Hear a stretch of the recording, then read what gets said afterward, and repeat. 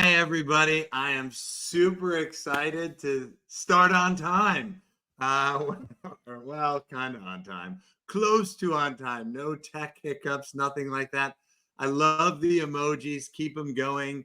My name is Adeo. I'll be the host today. I'm CEO of the Desol Group, which is parent company of VC Lab, Desol Hub, and LP Institute. A lot of exciting things.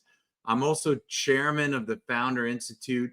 And what we do with Venture Trailblazers is we bring together amazing people like Warren, who I'll introduce more formally in a second, so that entrepreneurs and investors can learn about the newest and hottest things happening in venture capital worldwide. And Warren actually brings to us today kind of two of the hottest things in one. So we get a 2-for-1 special.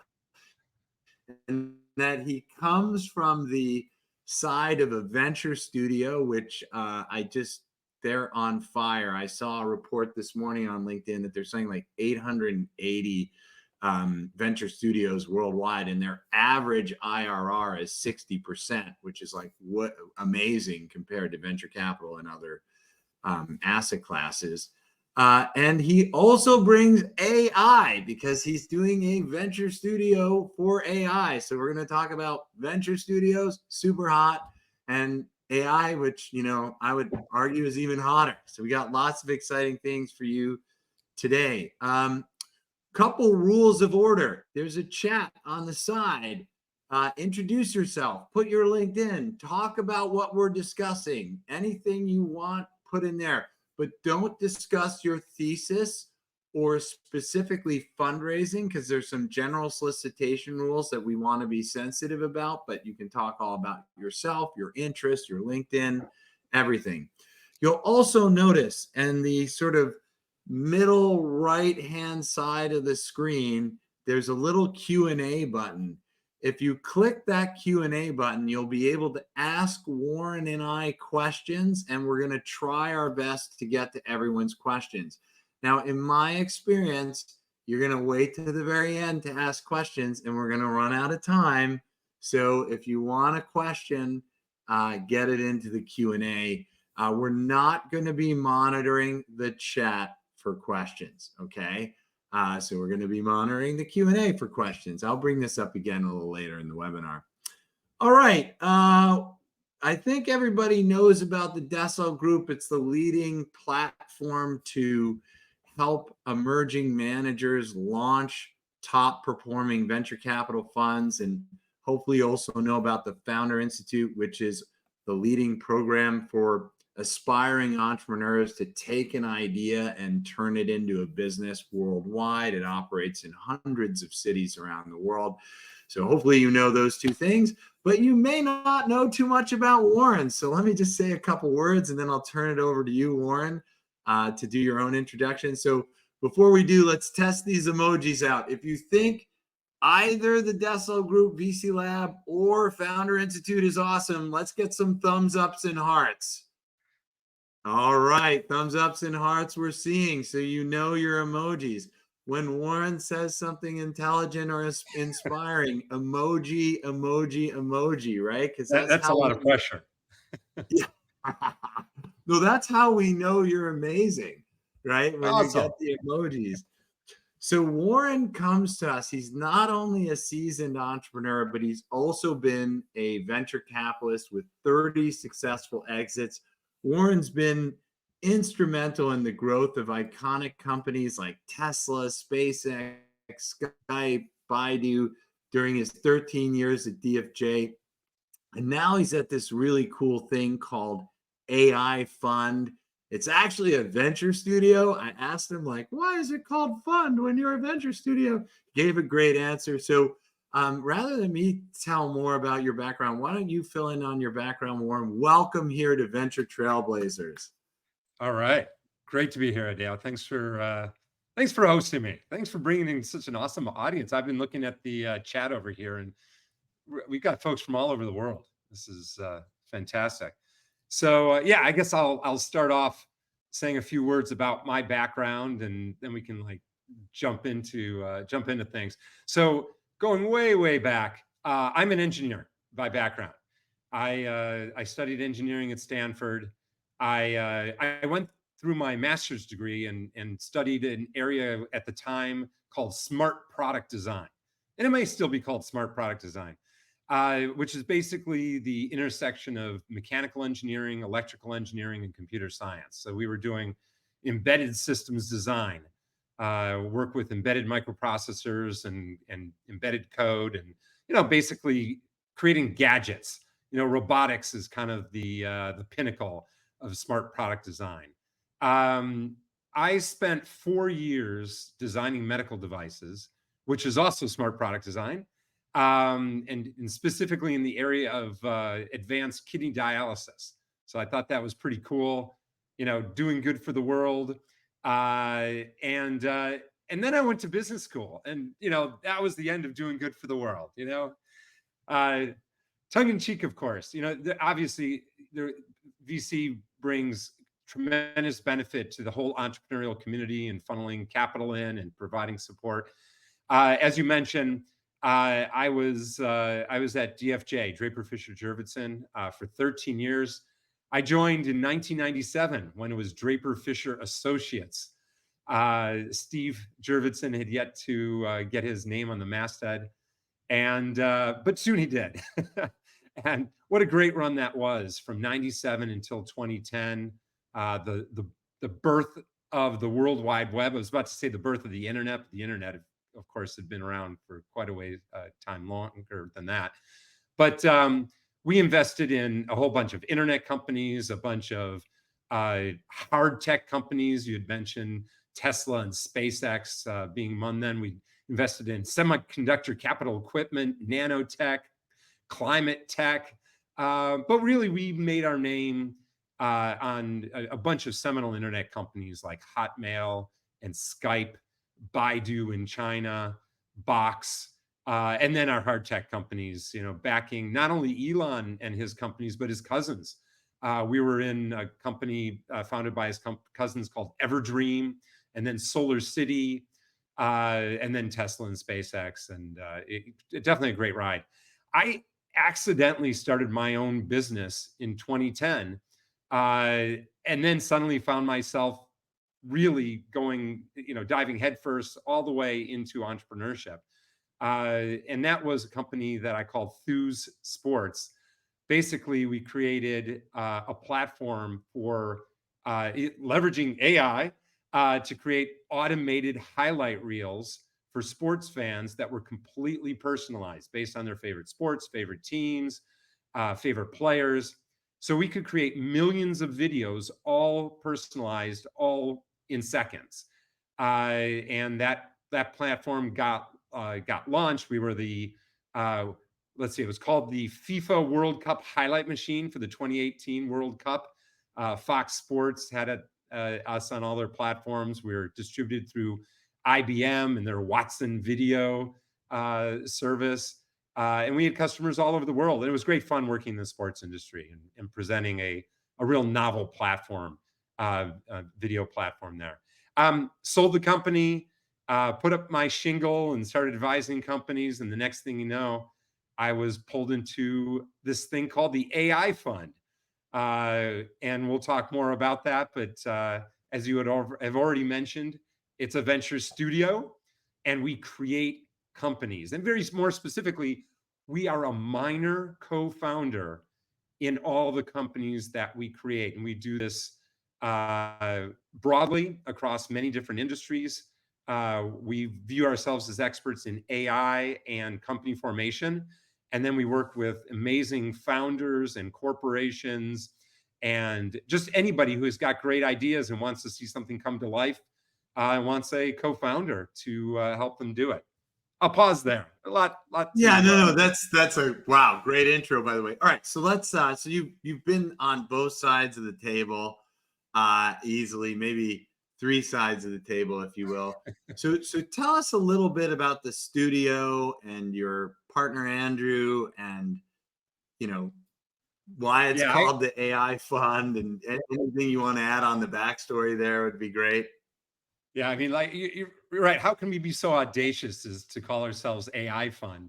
It's certainly in vogue, and AI is touching every part of our lives these days. But I, so the senior managing partner at AI Fund, the guy who started it, is Andrew Ng, and Andrew is well known throughout the world as being the face of education in AI, deep learning, machine learning.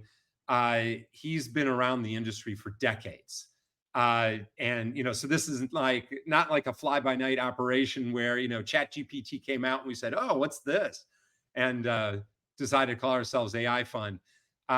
Andrew he was the founder of Google Brain. He was the head of AI for Baidu. He was an adjunct professor at Stanford teaching the deep learning classes there. And then probably most appropriately, so to speak, he founded Coursera, and the online education platform. And through Coursera, he has taught now over 8 million software engineers machine learning, deep learning, and now generative AI, and leveraging the new platforms that are out. And it's amazing. I mean, literally 1 out of every 1,000 people on the planet have learned something about AI from Andrew. So he gets around. And he's also started a bunch of other things. But basically, the fund is all about backing Andrew and his creativity, his entrepreneurship. And the fund was started way back at the end of 2017, when a number of venture capital funds, institutional investors, individuals, corporations put in money to back Andrew, to give him some money and just go, see what you can do. And we've transitioned a few times in terms of the strategy, because we were trying to figure out what should we do over that time. And we've settled firmly in this area of being a venture studio, where we can get the leverage of great entrepreneurs from around the globe, but at the same time be a co-founder and really roll up our sleeves and help the companies get going in material ways. Right. So that's awesome. So let's talk a little bit. So you did start originally as a fund, right? And then maybe you could tell us what made you decide to do more of the venture studio model and less of the fund model, because I think that's instructive. And then I have tons of questions. So yeah, it all has to do with leverage. So in fact, we didn't even start, and I say we, I was not there at the beginning. I need to be very, very clear. So it's the royal we. Andrew and my partner Eva were there from the very beginning. And the initial idea was, give Andrew a pool of money from which he will start a few companies. And I'll just make up a number. He's going to start 6 companies over 6 years. And it was a $175 million fund. And we had some core LPs like Sequoia and NEA. So we said real nice brand name VCs behind Andrew. And Andrew did exactly that. He started a couple companies. He started 2 companies, in fact. One called Landing AI, which is focused on computer vision. One called Wobot Health, focused on mental health, leveraging AI for better mental health. And he started building those companies. And these were companies he was all in on. He spent tons of time on. And over the course of let's say a year and a half or 2 years, that's all he did was these 2 companies, because the idea was Andrew would start companies. But he quickly realized that's not leveraging him to a greater degree. He always thinks how can I have more influence? How can I do even more than that? And certainly he could have a huge impact with 2 companies.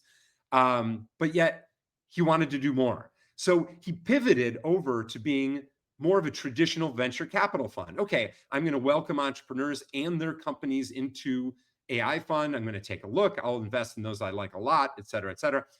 He ended up investing in 9 companies as a traditional venture capitalist. He was not a founder of those companies. He was a venture capitalist. But he then had further thoughts and said, wait, I'm an entrepreneur. I want to create companies. I want to be there at formation.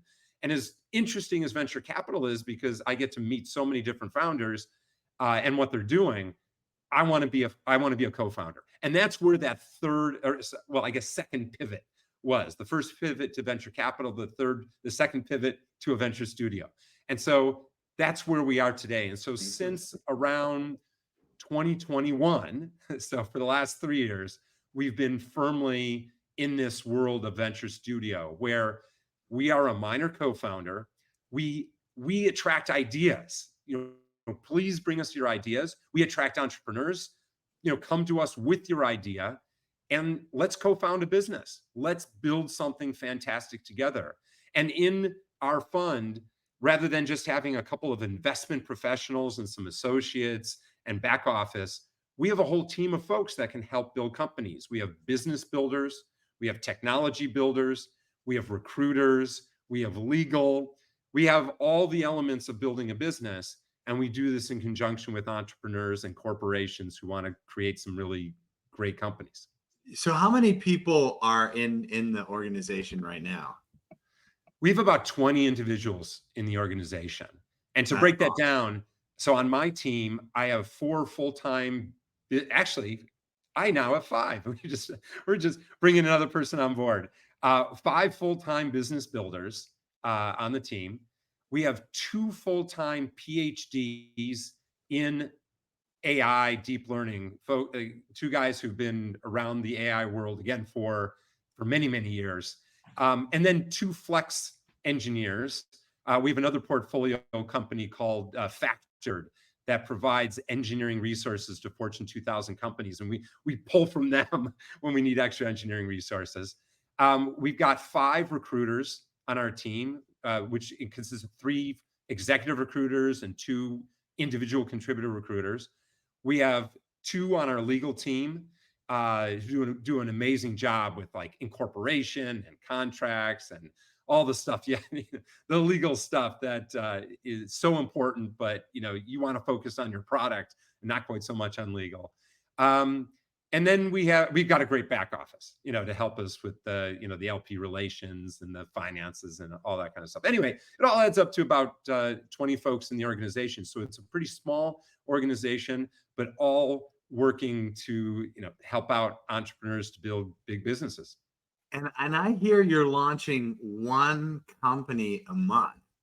Yes. Is that, and maybe you could tell us, like, that's a lot. I mean, all right. If people think that's a lot, let's see some emojis. So, and this isn't like 1 idea a month, and maybe, right, this is 1 company a month. And maybe you could tell us, like, when you're launching 1 company a month, what does that actually mean? And how far are these companies along? Because they're not just ideas, right? Yeah, that's right. In fact, we're just about to fund our 43rd company.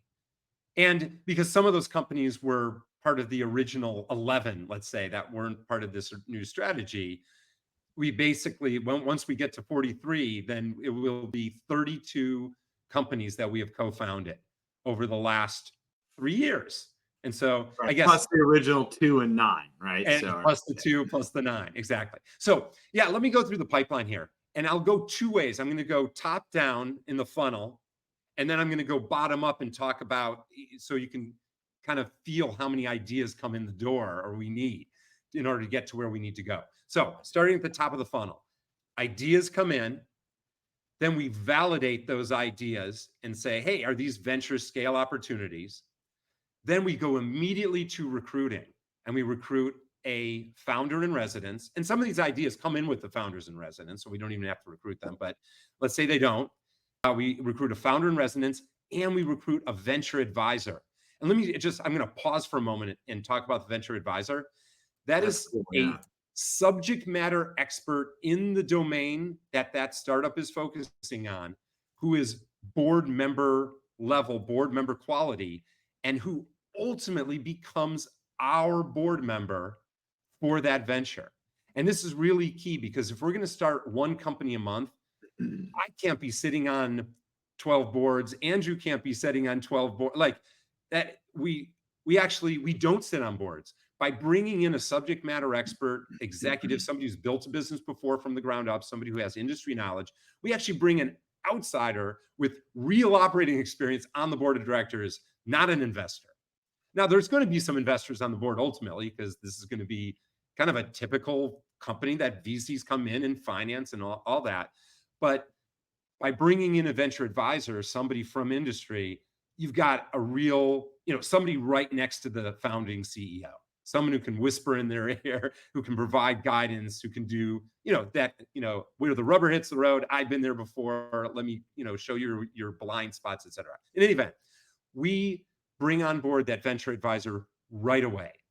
And then with the founder in residence and the venture advisor, we bring on from our team the business builder and the technology builder, and we go into a 12-week build process. And we split up that 12-week build process into 6 2-week sprints. And at the end of every 2-week sprint, there's a demo day, and you have a half-hour presentation to our entire fund. Or if we're co-building with a corporate partner, not only to our fund, but to also the corporate partner. But every 2 weeks, everybody knows what's going on. They get an update, they can ask questions, they can be provocative, they can be complimentary, but you get that feedback every 2 weeks. And then finally, at the end of 12 weeks, you give your final pitch, and you have a full venture deck. You have a prototype of your AI model. That core AI engine has been trained already by our team of technologists, and you present that, and that's where we make the funding decision. And as an investor, our typical check is to write $1 million check in as a pre-seed round, but we also co-invest with our corporate partners. We co-invest with other angels and venture funds. It's all about the village. It takes a village to start a company. But we love that community. And so in any event, it's going ideas, validation, hiring, building, funding. And in order to fund 12 companies a year, we have to build probably 16 to 18 companies a year, because they don't all make it through. But let's say 16 companies a year. We have to hire pretty much for 16 companies. We're actually pretty successful hiring. We've got my partner, Linda, does an amazing job on the recruiting front. But we have to validate on the order of 40 companies in order to get to that 16. And then we probably have to bring in 150 to 200 ideas in order to get to 40 ideas to validate, in order to get to 16 companies to build, in order to get to 12 companies to fund.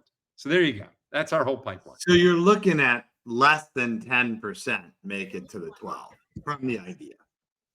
Right? That's exactly right. Maybe a little less. Okay, so I got lots of questions. So wow, first of all, wow, right? Thank you. I think it was one of the best articulations of a venture studio model in a few minutes I've ever heard. So let's begin there. So the demo day was every 2 weeks, you said, and what's at the 6-week mark? Yeah, so it's every 2 weeks is a demo, and then at the 6th sprint or the 12-week mark.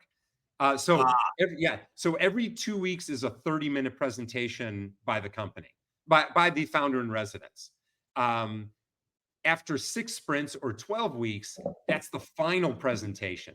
That's when you've got your venture deck, you've got your prototype, you have all sorts of data that we've collected from subject matter experts and prospective customers. You may even have your first customer. In fact, by co-building with corporations, which we've been doing a lot of recently, not only do we get great ideas, but we get a customer from day one. It's an amazing. Do they come to the 2-week sprints? Absolutely. They get involved. They provide the data. So, okay, that's awesome. All right, I misunderstood the six weeks. It was 6 sprints, which is 12 weeks. Okay, I got that. My other question is, talk to us. I mean, the 150 to 200 ideas. You brought up corporate partners. You told me also you'll take ideas kind of from anyone, and I'd love to hear, like, how does that work? Is there a submission, or do you have outbound? How does your idea machine operate? Yeah. So venture capital funds attract companies. We try to attract ideas. So it's absolutely the right question that you're asking. So I'll start with the corporations. So we have a number of corporate partners. Let me just give you an example. So AES is an energy company. They do renewable energy across the United States, across the country, across the world. I don't want to limit them. They're a global operation. They have wind farms, they have solar farms, they have grid scale battery storage. They approached us and said, look, we're all into AI, but yet we don't know what we don't know. Can we work with you? And you know, they seek out Andrew because Andrew is all about AI education and entrepreneurship. So here's a major public company, AES, that comes to us and says, let's build together. And we're saying, let's build together. So it's a perfect synergy. They brainstorm inside their organization. They pull ideas from their diverse employee base. They find like 120 ideas through internal brainstorming. They whittle it down to 12 ideas, and they approach us with 12 ideas, and we just start validating. We took the first 2 ideas, we validated them. Actually, we validated one, we invalidated another, and then we started building one of those ventures after we hired a founder in residence and a venture advisor, and we're actually in it. So that's one route to bring in ideas, corporations.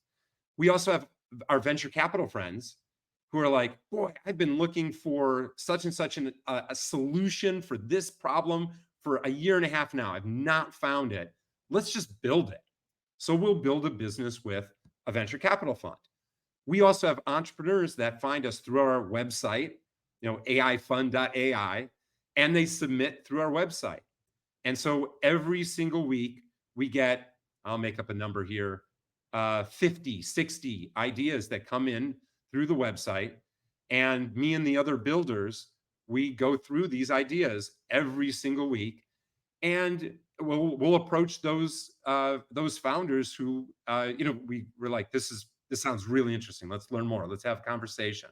And again, the idea doesn't have to come with a CEO. It doesn't have to come with a founder in residence. In fact, you can just send us ideas. We'll take free ideas, but most of the time the ideas are coming from somebody from an industry who has that experience and wants to be involved, and that's the perfect combination. What about your own idea? So let's say, how do your ideas fit within it? So I'm guessing you have this pot of ideas, like a pot of gold, if you will, and you're sorting through them, but you have your own ideas. And do they go through the same process, or is there a little internal favoritism? Actually, to be very candid, it's the opposite. Yes, we do have our own ideas. And Andrew's great. He always said, are you really the subject matter expert in that area? And of course, we're kind of like, no, but it's a great idea, isn't it? And but because we're always looking for the subject matter expert. Like, again, just going, I'll use AES a few times in this conversation, but there's subject matter experts in energy and renewables and climate. And like, when they come to us with an idea, it's the background of that idea. They know what they're talking about. We have ideas. We think we're smart, but we're not the subject matter experts. So we have to go out and find an external subject matter expert if it's our own idea. We have to find somebody who actually knows what they're saying, who will validate for us even before we get into validation. So we make it harder on ourselves because, it's the right thing. We can eat our own dog food, but will the other dogs come and chomping? That's what we have to figure out. Totally understood. All right. So I want this is all great. We've been talking about the rainbow and the pot of gold at the end of the rainbow. But as you mentioned, not everything gets to the pot of the gold. Some things fail. So I'd love to hear and this is one of the hardest things to do because you have to kill your own idea, right? Or, Yes. if in some cases it's much further than an idea. And maybe you could talk to us about you mentioned roughly 16 to 12, but then there's 150 to 40. So what's the killing process like, or the stopping process like, and how do you make good decisions there? Yeah, it really has a lot to do with talking to others and the wisdom of the crowd. I think that's probably the best way to phrase it. So when we have 200 ideas that come in over the course of a year, we'll immediately go and try to find those subject matter experts. And the subject matter experts will quickly invalidate an idea before it's even reached our validation stage.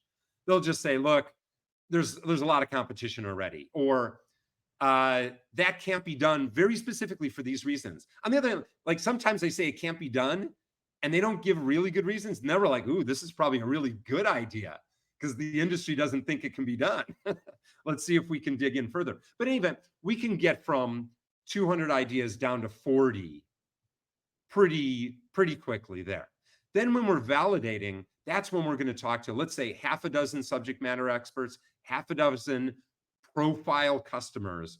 And we really trying to ask, is there an urgency to buy? How much would you pay for this? How many customers out there? This is the back of the envelope stuff, right? Like there are 100,000 customers and they're each willing to pay $2 each. Okay, well, that's not venture scale. Oh, they're willing to pay $2 million each. Great. Okay, now we've got something.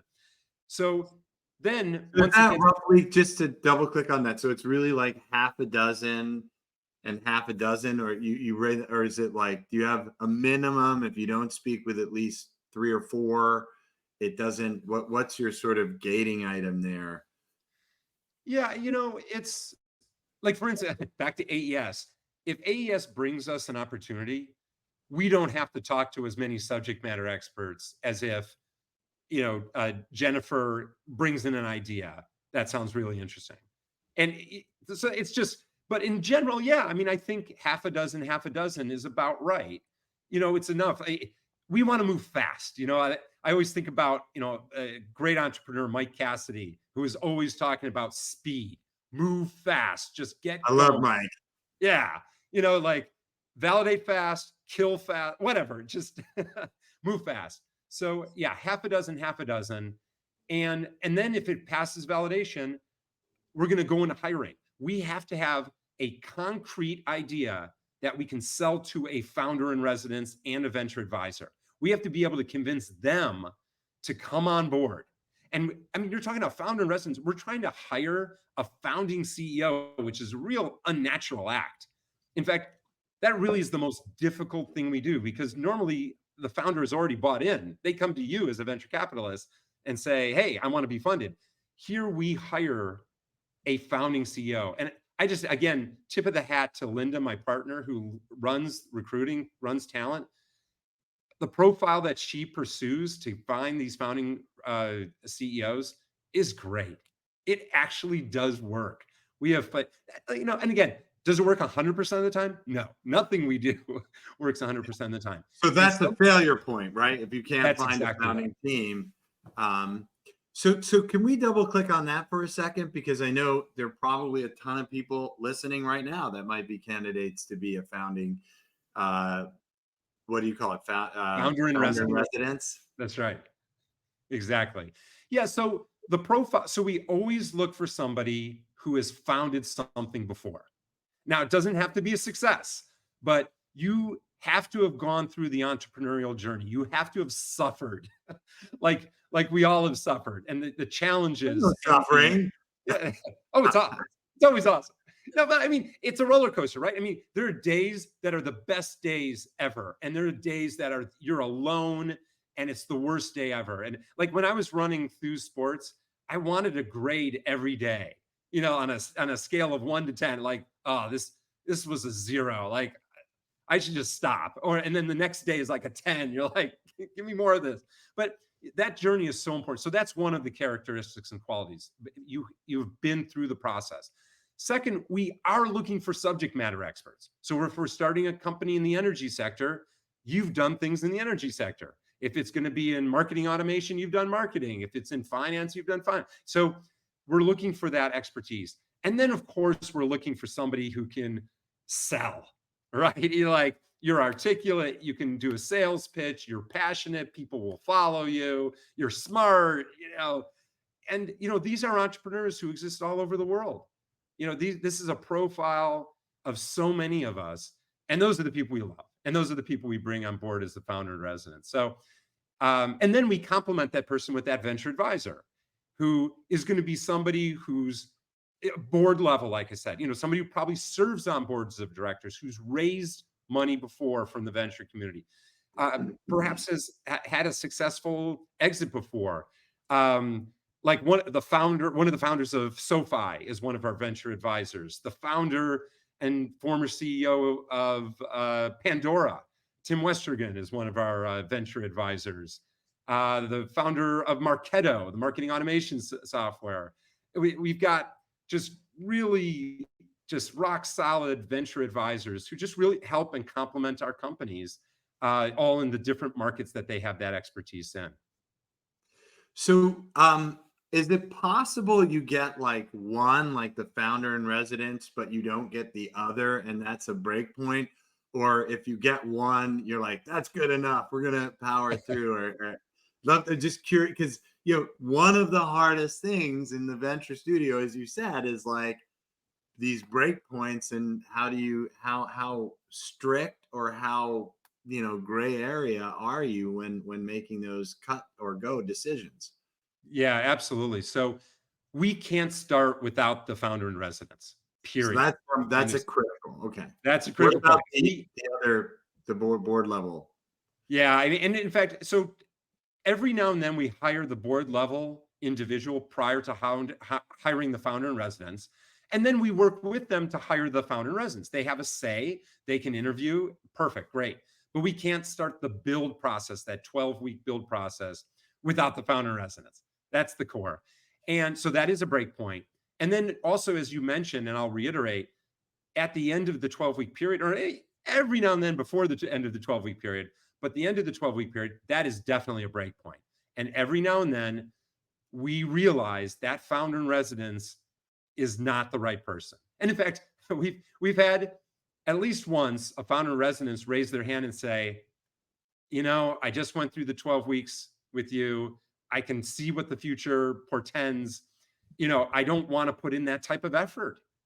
And, it's great to find out then, as opposed to after putting in a lot of money. And Better than later, right? Yeah, So I guess exactly. you have founder in residence failures.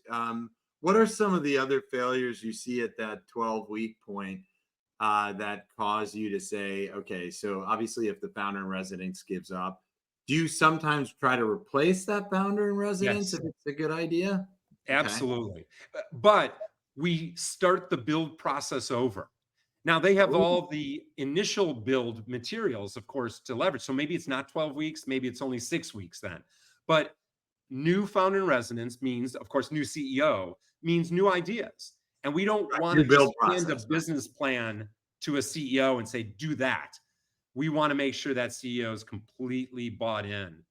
And so, we give her every chance that she needs to like build a business in her image, if you will. Oh, I love the fact that you use a female reference here because there are way too many male references in entrepreneurship. So thank you for that. Yeah, I absolutely. don't know. Are you comfortable sharing what your gender balance is among the founders in residence? Yeah, it's a great question. To be candid, it's never as balanced as we would like, if you will. But we Yeah, have, that's the reality of the world today, I, I, unfortunately. I would say that we probably have 20% of our CEOs are female. That's great. Um, Well, it's a heavily tech industry, so it's a great start. yeah, and And I know also you guys care. I know you care, Warren. So it's good that we're talking about this. Of course, it's two guys, but it's important that we have. I just sent my daughter to college this week, so she's going to an all-girls college. So I want to there you just see go. women have the best chances. But let's go back to Breakpoint. Sorry, I tangented No, on no, something. actually to dwell on that just for a moment longer, gender diversity, racial diversity is all about idea diversity and creativity. And creativity is at the hub of what we're doing. And one thing I'll point out at AI Fund, there's 4 partners, 2 male, 2 female, and our organization is majority female in our organization. It's great. Anyway, That's but great, by the way. it It is starts all at the about top. creativity. Yeah. Right. Awesome. All right. So back to breakpoints. And I know I want to get to questions in the next few minutes, but I think breakpoints are super important. Are there any other, let's do some breakpoints super quick. I want to talk about AI for a second as well, and then we'll jump into questions. But any other quick, super common breakpoints that happen at that 6 sprint 12-week mark? Yeah, so probably the other most prevalent issue that comes up is it has to do with competition. Is that even though we did a validation, even though we thought we scoured the market, we realized there are actually firmly entrenched competitors going after exactly the problem we're trying to solve, and it's just it just became daunting, if you will. It doesn't happen that often again, but every now and then, I'll just say like once a year, we go through a build and we just realize the competitive landscape is too big and it's just not the right venture to, put our money behind. And that could be the reason that we actually do just ball up, the presentation, not that it's in paper, but we ball it up Right. and we throw it out in the garbage can. What are any other big ones? That's primarily it. I mean, it could be that the technology is inaccessible. So we thought we could build a model that, as I mentioned, we actually build, train, deploy the model that we're using. Maybe we can't get the data to train the model. Maybe, so the thesis is broken. It's just not ready yet. There's some other problem that comes up. So yeah, so that's certainly one of them. Really any element within the whole entrepreneurial landscape could be a reason for gating a company and preventing us from moving forward. But just to be clear, when we put that pre-seed check in, the next gate is going to be the seed financing. And for the seed financing, that's where the company is going out to external venture capital firms, pitching the idea and looking to get that lead investor who is indifferent, if you will, at That's least at the not beginning. you. Right. Yeah, besides Mm. us. We have Exactly. a ton of investors here that could actually fit that whatever definite, possible people you bring deals to. And I'm gonna Absolutely. at the very end, there's some opportunities for founders on the call. There's opportunities for investors on the call, and we'll cover that at the very end, maybe as a carrot, so everyone hangs in. We'll Yep. get to your questions next, but last thing before we get to this is this amazing, guys? So far, thumbs up if you think it's amazing. And what I want to do for as a final thought before we get to the questions, lots of great questions, so we'll go kind of fast through the questions, is what are your thoughts? I mean, I know this is open ended, but what's your thoughts on the future of AI? I mean, clearly you're excited about it, but you're in it, so you may be able to give us some deeper knowledge than we get by just reading TechCrunch or whatever. Yeah, one of the great benefits of working with Andrew at AI Fund is that there's a sister organization called Deep Learning. And Deep Learning is the educational arm of Andrew Ng. They every week they're coming out with there's a newsletter called The Batch. I think there's like a daily little snippets on AI, but most importantly, they come out with new classes. And Wow. it's and Andrew is putting out classes with other corporations that are part of the AI ecosystem. He's coming out with classes that farm fundamental underpinnings of AI learning and knowledge. Like there's a new class that just came out for like Python for AI.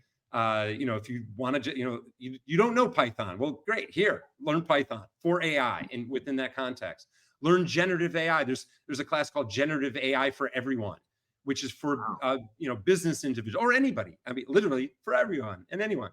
Um, and so being there, we have access to all of these, like the two PhDs who are on my team, Carlos and Hernan, the deep learning staff. They're always looking at what is the latest in research, what's the latest in the commercial world, and then this benefit can accrue to our companies where we know what the latest models are. We know all the trade-offs. Okay, this is a proprietary model. This is an open model. This is a 3 billion parameter model. This is a 72 billion parameter model. This one's good for language. This one's good for images. This one's good for math. It's knowing those subtleties. And then because we've trained models, so, I guess in a way we could say we have trained 43 minus 9 models, 34. I need my large math model to do that math.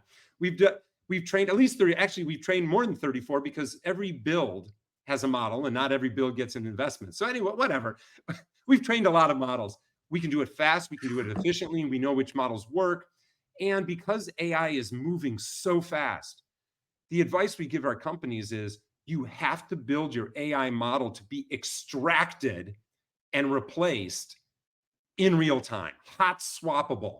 You have to, because it is moving so fast. And we know, today, what are the themes? The themes are agentic AI, multimodal, edge AI, all these, there's real, but those are not going to be the themes of 12 months from now. It's going to be completely different. I mean, of course, it'll incorporate, images and video and audio and text and et cetera, but it's going to be something even more extraordinary. And that's the fun of being in the heart of this all. And as we discussed yesterday, I mean, it could be, as large or larger than the internet was as an impact on society. Yeah, absolutely. And you and I lived through the internet revolution. I mean, it was amazing back in, 95, 96, 97, and what happened and what kind of revolution.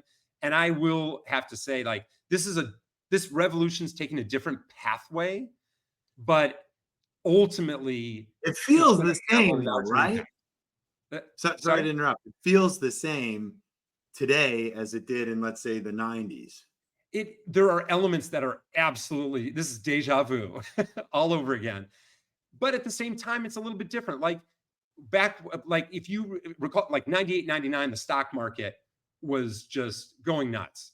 And every company that had a .com was going public and just blowing up and blowing up in a good way. Oh, and then it blew up in a bad way as well.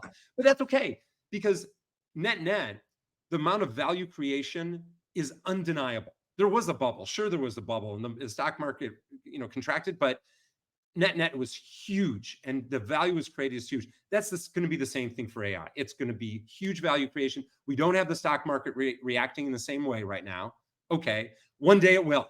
We know the stock market will catch up, and that'll be great. But right now, there's enough hype that we're attracting entrepreneurs, and entrepreneurs are attracted to do something in AI, which is wonderful. We need more people to feed the primordial soup of ideas to lead to these great companies that will ultimately flourish and be the future of not just AI, but society.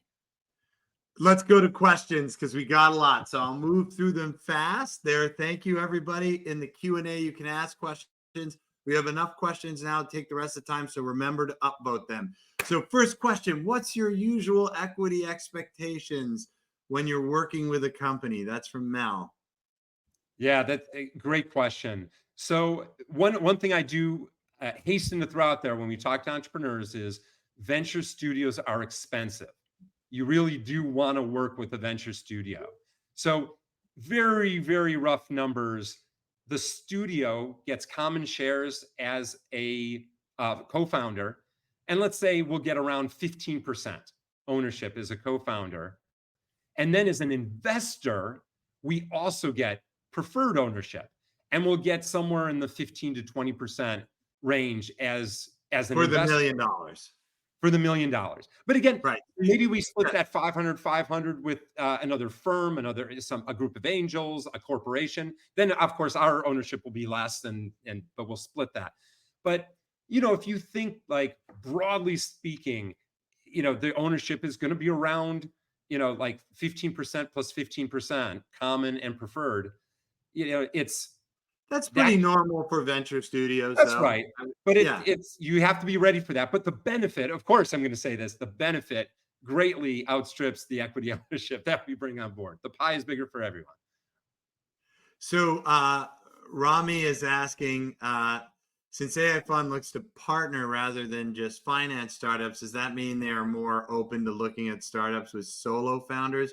So I guess, paraphrasing that question is like, do you take founders in that have ideas and help them out? Absolutely. Yeah, that's great. If there is somebody who has an idea and it's a founder that fits our profile, then great. A solo founder is fantastic, because we have hiring resources. I didn't mention this, but not only do we bring in a venture advisor, but once we fund, we hire the first 5 employees for the company. So the engineers, a product manager, whatever. So we'll bring in co-founders, we'll bring in individual contributors, no problem whatsoever. And John, if you don't mind archiving the questions that we go through, so I'll go on to Jan here. Let me see if I can do this. Okay. What are the biggest Gen A? What are the biggest Gen AI use cases that are getting monetized these days? I'd love to hear, like, so I like this question. It's not like the biggest ideas, but the ones that are actually making money, Yeah, right? yeah. And yeah, at the end of the day, it is about making money. As I mentioned, for the validation, we look at how many prospective customers are there and how much are they willing to pay and how urgent are the, is this desire to pay. And so that's critical. Look, so Gen AI it's a catch-all. It's too difficult to actually give an answer. So I'll kind of hand wave a little bit because generative AI means AI that creates things. And that could be text, of course, because large language Movies, sound, right? Everything. right. I mean, we saw what Research. Google, AI, X, they just came out with Grok, I guess I should say, new image models. I saw that Alibaba came out with audio models and math models. These are all generative AI models. But you're right. If you're solving a real business problem or seeing a consumer need, then consumers and businesses are willing to pay. And we're finding opportunities in every single vertical. It just, it's really, we don't filter by vertical. If somebody comes to us as a subject matter expert in education, great. We'll do an education company with a Gen AI component. If it's human resources management, great. We'll do that. If it's drug discovery, great. AI is going to affect everything. Gen AI is going to affect everything. And I should mention, still, most of our models, our underpinning models, are supervised learning models, kind of like the classic deep learning models. And there's elements of Gen AI that are there, but maybe the Gen AI is for a audio verbal user interface or something like that. But still, the core model is something proprietary, trainable, defensible, and that all of our companies have multiple AI models. So the next question is a good segue on that. Dan's asking, do you have target sectors right now? Maybe are you looking for entrepreneurs in a few areas or even ideas in a few areas? What's kind of, is there something you're looking for right now? Yeah, so it would be really, I'll rephrase it and say we're not looking for target sectors. We're looking for great problems to solve. That really is it. Like if you have your bug list and you come across something that is just bugging you, that's the genesis of a company. Like I think about Jack Black in School of Rock, and he said it's so easy to write a rock song. It's like whatever on your mind. Those are the lyrics for your rock song, and say it with passion. It's the same thing for entrepreneurship. It's so easy to start a company. It's easy to start a company. It's not easy to build a company. It's so easy to start a company or have an idea. And those ideas are things that just, what is bugging you? And there's things that bug us every single day. And by the way, not everything has to be a venture fundable business. Not everything has to have venture scale. There's a great Lex Friedman, who's got a great podcast, is interviewing an entrepreneur and his latest podcast, who started, I don't know how many companies, 40 companies. Yeah, it's crazy. It's awesome. And he's like, look, 5% of my company's work. He himself is his own portfolio. And he's starting all these companies. And it's just what bugs him, what interests him, start those companies, throw it up there, see what works. In any event, so for us, it's all about what problems can you solve? And that's what we pursue, not sectors. Every sector has problems. What if someone already incorporated a company, Iman is asking, and has some product? Is that too late for you guys, or It's not too late. It typically is too late. However, it's not too late because if you know what we have to offer and you're like, look, I really need a co-founder, let's talk. That's fine. You can bring us that idea. But normally when somebody comes to us and say, I've already have a product, here's my deck, here's my president, we send back an email that says, look, AI Fund's a venture studio. We're only, we are minor co-founders in everything we build. You look like you're too far along. Good luck. But you can always, push back and say, you know what?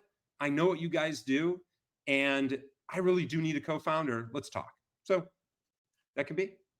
Okay, so Jason's asking, what's the biggest challenge that keeps you up at night, Warren? Yeah, that's always the good question. Yeah, which one should I talk about?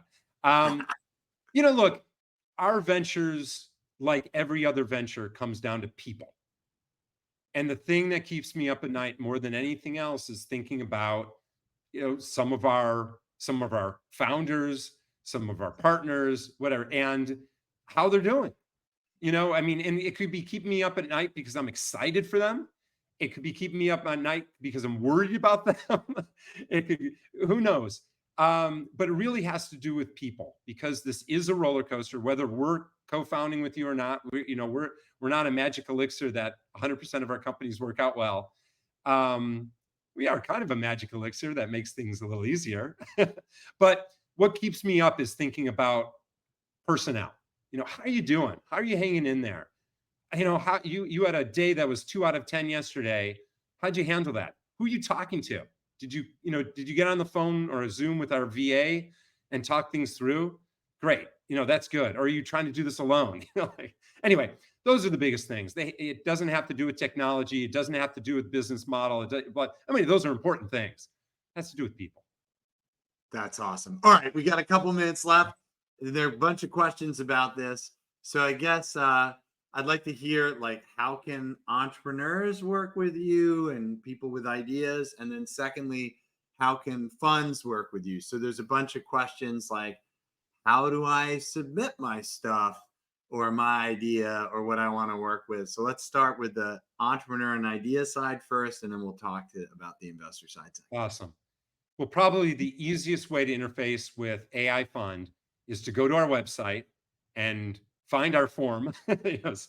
So I should probably know exactly what it's called, but I don't have to submit a form for that. Anyway, and let us know, like what you're doing. Send us. We look at everything.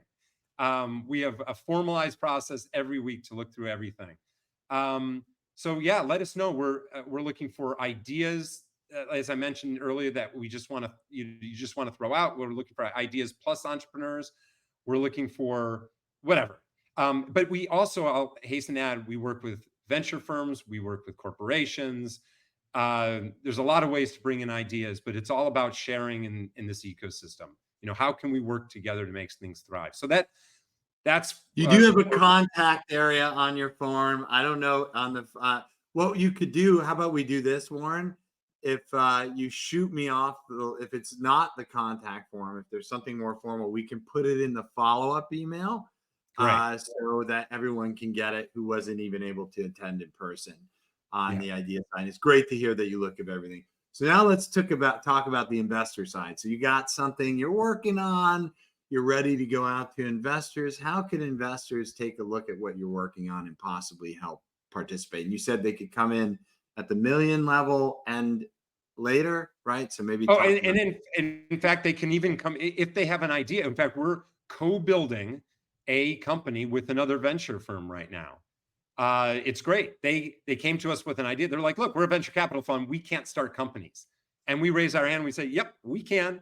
So it's great. So they're actually co-building with us. They're part of the 12-week process. They're involved as much to whatever extent they want, because they can be involved once every 2 weeks and just go to the demo day, or if they want to be with the daily stand-ups, great. That's fine. But primarily, we work with other funds and angels. They come in at the pre-seed round with us. So, let's say we write $1 million check and there's 5 angels for 100K each. Or let's say we put in 500K and another fund puts in 500K. Great, no problem. Or we put in that $1 million check or whatever happens for the pre-seed. And then for the seed round, they're coming in and they're leading, a $4 million round. So how do they engage with you? Because we got a lot of those people on. What's the best way for them to see the companies and reach out? Oh yeah. So we actually, if you're a venture firm, or you're an angel with a portfolio, we actually have a venture forum coming up next month. That'll be physically in San Francisco, but it's also virtual as well. And we welcome investors to come and participate in that. And we'll have a handful of companies present. We do this twice a year. And that's a great way to engage. And of course, like every venture fund. We have a website that lists our companies. Some of them have little stealth fighters because they're not yet out in the wild.